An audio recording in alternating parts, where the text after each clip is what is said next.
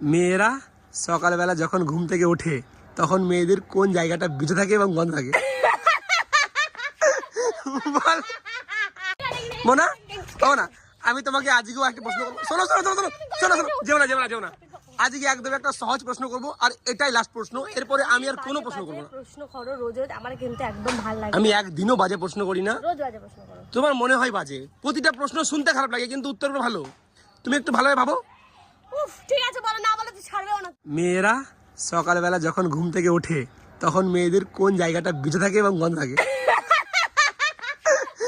বল বল, বলতে পারবে কিনা? আরে কপালে কি প্রশ্ন, আরে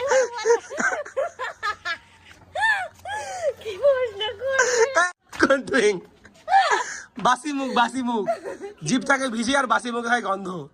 পাগল, তুমি কি বাজে বাজে কথা বলো।